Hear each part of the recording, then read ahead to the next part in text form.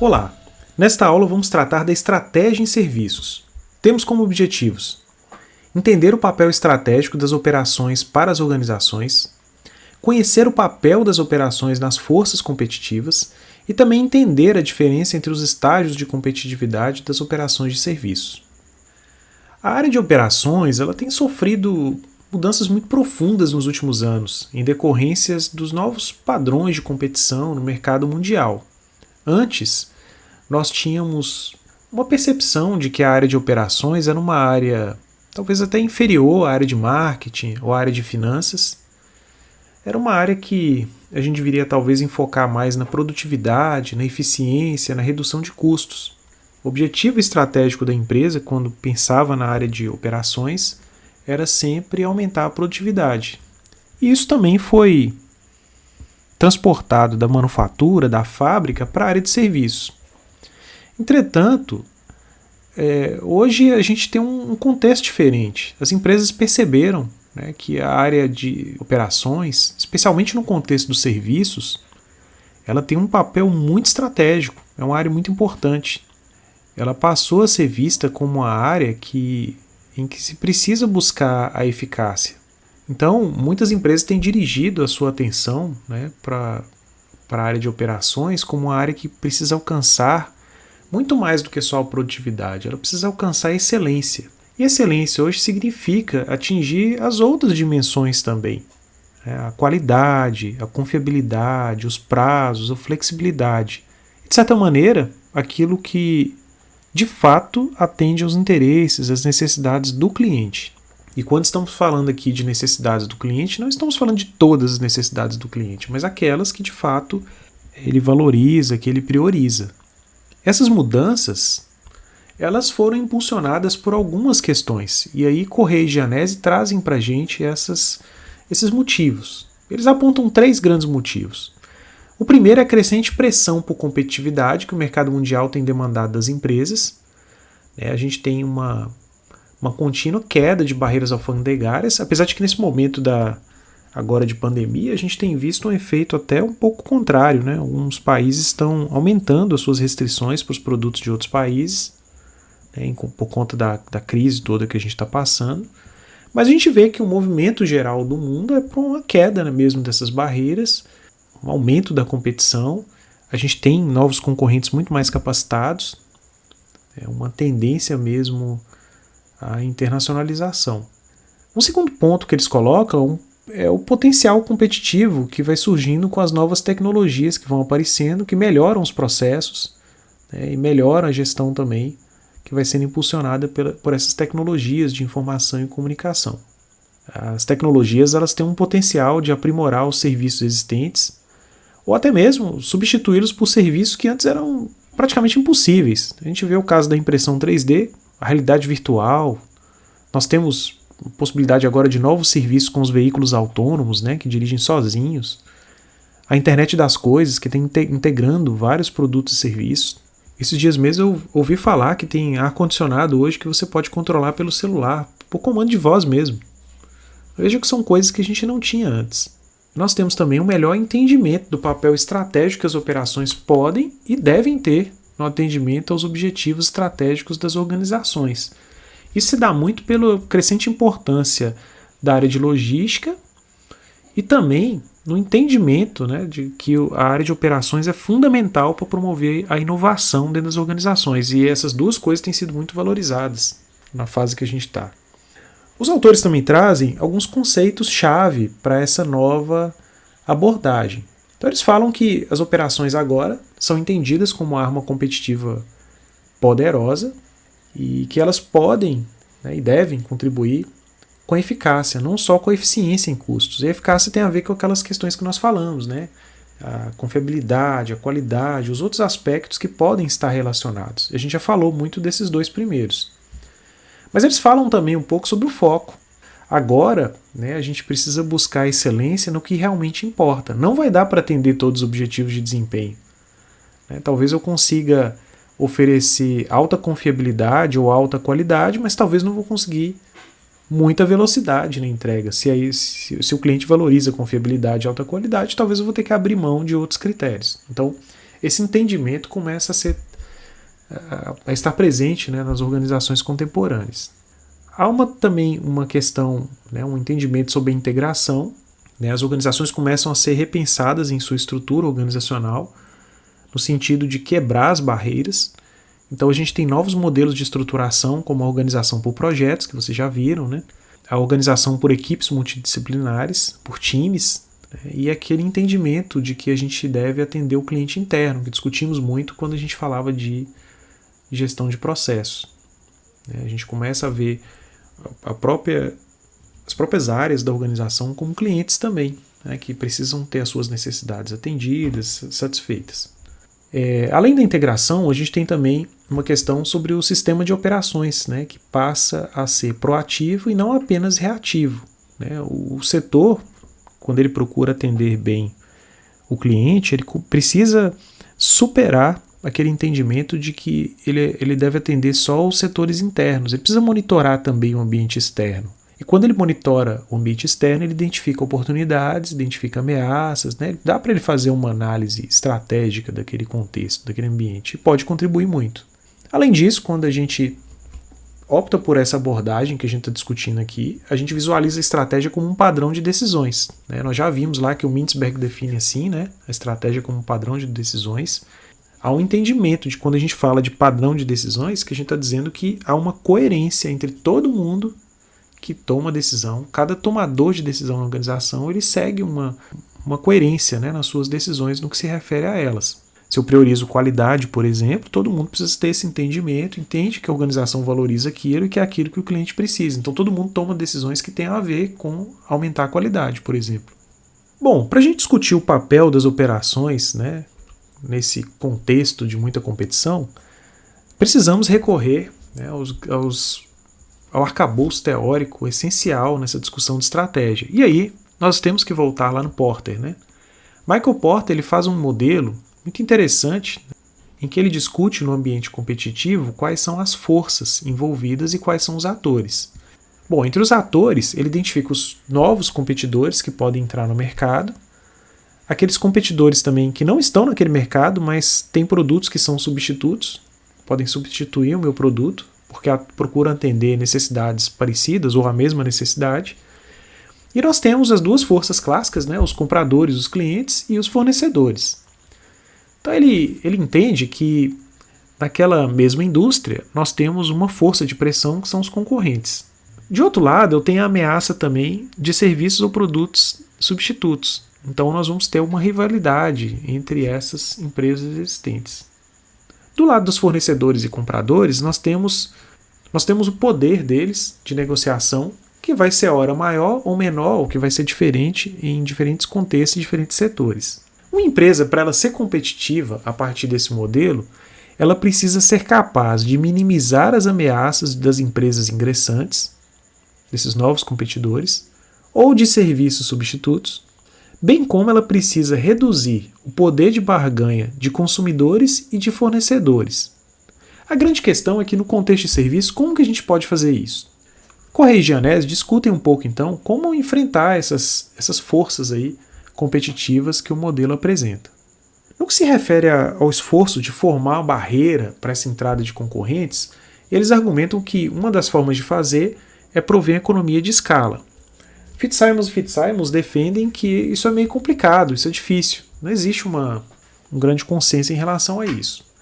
Mas o grande fato é que empresas que são intensivas de capital ou de equipamentos, a gente pode citar como exemplo uma empresa aérea, né, ou até o exemplo que ele utiliza. Mas tem também franquias, né, principalmente no caso de serviços. Elas podem se beneficiar das economias de escala. Quando você consegue atender mais gente utilizando os mesmos recursos físicos, você tem uma situação de economia de escala, você consegue reduzir o custo unitário. E no caso das franquias, isso é bem interessante, né? Num determinado ramo de atividade, a franquia já chega forte, né? Dificilmente os concorrentes dela vão conseguir atingir a mesma qualidade e capacidade tão rápido, porque o modelo de negócio já vem pensado, a estrutura já vem pronta para atender aquele determinado volume, já existe uma experiência que se traz. Então, por isso que é uma área, inclusive, que vem crescendo muito, né? A área de franchising. Porque se beneficia exatamente desse fator aí para enfrentar a entrada desses novos concorrentes. Isso desestimula a entrada deles. Temos também a relação entre a capacidade disponível e a fatia de mercado. A ideia é que quanto maior a capacidade que eu consigo ofertar para atender os serviços, principalmente se isso for acima da demanda que existe, maior vai ser a flexibilidade, melhor vai ser a qualidade de serviço que eu consigo entregar. Isso acaba criando barreiras para os ingressantes. Eu vou dar um exemplo simples, um salão de beleza, por exemplo, que tenha uma capacidade de atendimento maior do que a demanda atual. Todo cliente que for lá vai ser atendido rápido e bem atendido. Então isso tende a reforçar, né, aquela ideia de que aquele salão oferece um serviço de boa qualidade. E a tendência vai ser que ele vai angariar, né, mais clientes e vai fidelizar os que já existem. Em algum ponto, manter, né, a capacidade um pouquinho acima da demanda é interessante e é uma forma de criar essa barreira. A diferenciação do serviço também é apontada. Diferenciação no caso de serviço é uma coisa complexa, porque a ideia, o conceito do negócio é fácil de copiar. Não existe uma forma de você patentear, né, uma forma como você presta um serviço. Então é muito fácil de copiar. Mas ter a mesma qualidade de serviço é difícil de igualar, porque isso depende da competência para gerenciar serviço que a sua empresa de repente tem. Então pode ser um fator de diferenciação, a qualidade da prestação do serviço. A criação também de custo de troca é uma estratégia muito utilizada, chamada de switching costs, né? O switching costs, ou o custo de troca, eles vão ser um tipo de bônus, né, que você vai oferecer, por exemplo, para um novo cliente celular, que ele só vai ter na sua empresa. Então, isso aumenta o custo para ele de trocar por outra, porque ele vai perder aquele bônus. Imagine que você tem uma empresa de planos de saúde e você aproveita a mesma carência que ele tinha no plano anterior. Aí você elimina essa vantagem que o concorrente tinha. Então você aproveita isso na hora de estabelecer um relacionamento. São exemplos de situações de custo de troca. A gente tem várias, né? A ideia, inclusive, de fazer aqueles contratos de fidelização era isso, né? Você oferecer um benefício que diminuísse, né, as vantagens do cliente de repente mudar para uma outra empresa. E até o que justifica muitas vezes nos planos de celulares ser mais interessante você mudar de operadora do que ficar na mesma. Não sei se vocês já passaram por isso, mas geralmente acontece. Pode ser uma questão estratégica em relação a esses custos de troca, né? Temos também as redes de distribuição, né? Uma empresa ela vai estabelecer uma rede de distribuição ligando compradores e vendedores. E essa rede toda é formada, né? Essa cadeia de suprimento, essa rede toda vai ser formada para atender um conjunto de necessidades de alguns clientes. Ela vai competir, inclusive, com outras redes. Quando as empresas entendem isso, elas vão entender que elas precisam construir vantagens juntas. E aí é uma forma de você também criar uma estrutura que dificulte a entrada de outros concorrentes. Até ele formar a rede dele, ele não consegue, ou talvez ele não vai se interessar em entrar naquele mercado. A gente tem, por último, a tecnologia da informação e as bases de dados também.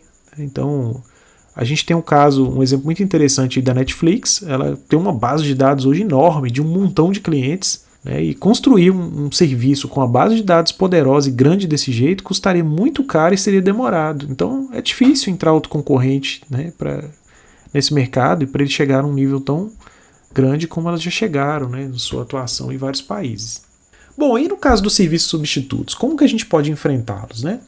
Primeiro a gente precisa identificar bem as necessidades do cliente e buscar excelência nos fatores que o segmento de consumidores pretendidos prioriza e que o serviço substituto não dá atualmente. Então a gente tem que sempre tentar trabalhar nessa linha. E como que a gente faz isso? Não vai ter jeito, a gente vai ter que pegar os componentes do pacote de serviço para fazer a análise. Lembra lá que a gente falou das instalações de apoio, os serviços explícitos, os bens facilitadores, os serviços implícitos?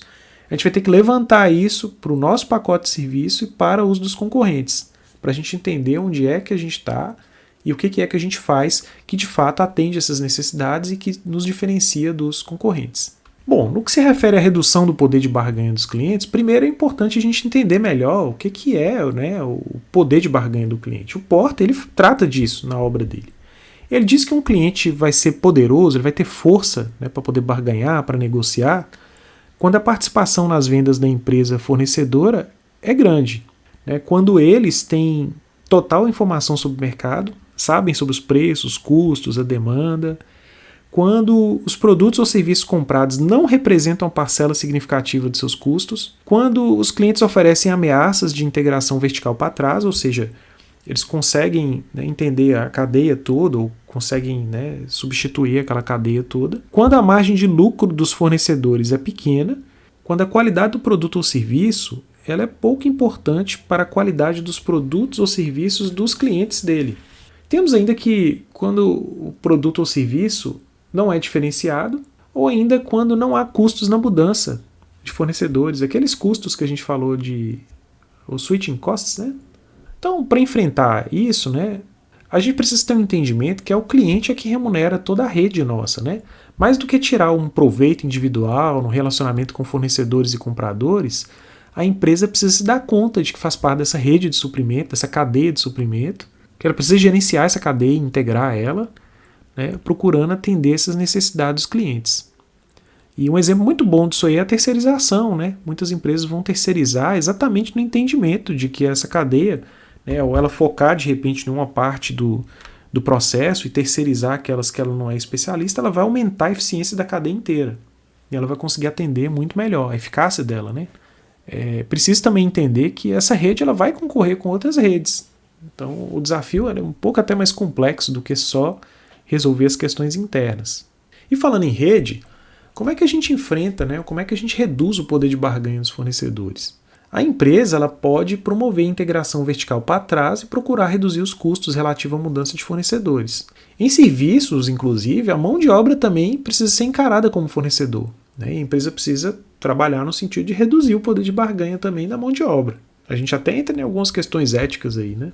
É preciso, por exemplo, reduzir a força de sindicatos. Então as empresas vão utilizar algumas questões para fazer isso, e é importante entender que, de maneira geral, as condições que vão aumentar o poder de barganha desses fornecedores, inclusive a mão de obra, vão estar fora, né, do alcance da empresa. É um desafio mesmo. Mas ela precisa desenvolver algumas ações nesse sentido. Bom, e para competir com os concorrentes que já existem, né, a literatura vai recomendar que a gente não utilize estratégias de competição por preço, porque isso acaba enfraquecendo o setor, reduz a margem de lucro das empresas e acaba enfraquecendo todo mundo, né? Nem aquelas estratégias de competição por propaganda. Elas vão aumentar muito a expectativa dos clientes e acaba também aumentando a decepção quando de repente a gente não consegue atender, né, todo aquilo que foi divulgado, né, que foi promovido ali. A gente precisa buscar então estratégias baseadas na diferenciação, no aumento da qualidade do serviço prestado e na criação desses custos de mudança, porque eles acabam aumentando a lealdade, a fidelidade mesmo do cliente. É importante também ter consciência que para ter sucesso vai ser necessária uma estratégia de operações que leve em conta a satisfação do cliente naquilo que prioriza, que o cliente prioriza, e também os trade-offs que serão inevitáveis. Os trade-offs são aquelas coisas que a gente acaba não conseguindo atingir quando a gente estabelece uma estratégia para nossas operações. Ao priorizar algumas dimensões, por exemplo, a qualidade, a gente já falou aqui, outras vão automaticamente não serão, né, privilegiadas. Por exemplo, a velocidade. Talvez para eu fazer mais bem feito, vou ter que fabricar aquele produto um ritmo um pouco menor. Muitas vezes, talvez, né, eu vou priorizar outros aspectos e eu precisarei, né, fazer essa análise. Finalmente, vamos falar um pouco sobre os 4 estágios da competitividade. Bom, para que uma empresa de serviço permaneça competitiva, ela precisa ter uma melhoria contínua na produtividade e da qualidade. Isso tem que fazer parte da estratégia da empresa. Dá para a gente avaliar em que nível que está a sua competitividade a partir de alguns modelos teóricos. Esse modelo do Chase e do Hayes, ele apresenta, né, 4 níveis de competitividade da área de operações ou de serviços para o negócio. Então nós temos o nível 1, o mais baixo, que seria o disponível para serviços, o nível 2, um nível padrão, o nível 3, em que se conquista, né, uma competência diferencial em relação aos concorrentes, e o nível 4, em que nós temos fornecimento de serviço de classe mundial. Na obra de Fitzsimons e Fitzsimons, a gente tem uma descrição detalhada de cada um desses estágios. Eu vou comentar rapidamente sobre a ideia por trás deles, mas é interessante também vocês fazerem leitura. No nível disponível para serviço, o que acontece? Os clientes eles vão frequentar a empresa por várias razões, mas não vai ser pelo desempenho dela. No que se refere às operações, na melhor das hipóteses, as operações vão ser apenas reativas, vão responder ao que as outras áreas da empresa demandam. A qualidade do serviço vai depender do custo e vai ser altamente variável, não vai existir um padrão de qualidade. Há um forte enfoque na seção de contabilidade no que se refere ao back-office. O cliente, ele não é muito claro, né? Assim, ele não é bem especificado. Ele deve ser atendido sempre com o menor custo possível. O enfoque está na redução de custo, na eficiência, como a gente falou lá no início dessa aula, né? Em relação à introdução de tecnologias, ela só vai acontecer quando é necessário para a sobrevivência, vai ocorrer por pressão. Os funcionários têm grande limitação, são uma limitação bastante negativa para o negócio, eles não têm talvez a capacitação, o treinamento, ou não são preparados adequadamente para as funções, e a gerência tem um papel muito mais de controle do que de liderança. No nível 2 aí, padrão, a gente vai ter uma situação em que os clientes nem procuram nem evitam a empresa, as operações funcionam de forma, é interessante que eles falam, medíocre, né? Sem entusiasmo. A qualidade do serviço atinge algumas das expectativas dos clientes, é coerente com uma ou duas dimensões principais. O back-office contribui com o serviço, desempenha um papel importante como um todo, recebe atenção, mas ainda é uma função separada. O cliente é um segmento do mercado cujas necessidades básicas são entendidas pela empresa. As tecnologias são utilizadas quando proporcionam alguma economia de custos. Os funcionários são um recurso focado na eficiência, disciplinado, seguem os procedimentos e a gerência procura controlar os processos dela, não necessariamente os funcionários, mas agora os processos. Quando a empresa chega no nível 3, os clientes já procuram, com base na sua reputação, por atender as expectativas. As operações mantêm um alto nível, são reforçadas pela gestão de pessoal e por sistemas que sustentam um intenso foco no cliente. A qualidade do serviço excede as expectativas do cliente, é coerente em várias dimensões. O back-office é tão valorizado quanto o front-office. O cliente é entendido como um conjunto de indivíduos cuja variação nas necessidades é compreendida pela empresa. As tecnologias são utilizadas quando prometem melhorar o serviço. Os funcionários têm permissão para escolher entre diferentes procedimentos, existe uma maior autonomia. E a gerência procura ouvir os clientes, treina e auxilia os funcionários. A gente caminha para uma situação de um líder e não um chefe, né? Bom, no último nível, quando a gente fornece serviço de classe mundial, a empresa tem uma reputação excelente, né? Ela é reconhecida como sinônimo de excelência nos seus serviços. Eles não apenas satisfazem os clientes, mas encantam eles, expandem as expectativas a níveis que os concorrentes não conseguem alcançar. As operações assimilam a novidade e inovam rapidamente, dominam cada passo do processo de fornecimento de serviço e suas capacidades são superiores às da concorrência. No que se refere à qualidade, ela eleva as qualidades dos clientes e busca desafios, melhora continuamente. O back-office é proativo, desenvolve suas próprias capacidades e gera oportunidades para a empresa, estrategicamente. O cliente ele é fonte de estímulo, ideias e oportunidades, ele é visto dessa forma. As tecnologias são fonte de vantagem para o uso pioneiro, criando capacidade de fazer coisas que os concorrentes não conseguem fazer. Os funcionários são inovadores, criam procedimentos e a gerência ela é ouvida pela alta administração como fonte de novas ideias, vejam só. Atua como mentora dos funcionários para melhorar seu crescimento na carreira. Veja que interessante, né? A partir dessas informações aqui de cada um desses níveis, você provavelmente foi imaginando determinadas empresas que você conhece ou, né, provavelmente imaginou que é possível fazer essa leitura até das empresas da região onde a gente está. E a gente tem aqui não só o mecanismo de diagnóstico, como também, né, um roadmap, né, um mapa para a gente entender como progredir na gestão dos nossos serviços. Bem, esperamos então que ao final dessa aula tenha ficado claro para você o papel estratégico das operações para as organizações, que você tenha entendido também, né, o papel das operações nas forças competitivas e que você também tenha entendido a diferença entre os estágios de competitividade das operações de serviços. Estamos à disposição para atendê-lo caso tenha dúvidas. Bons estudos!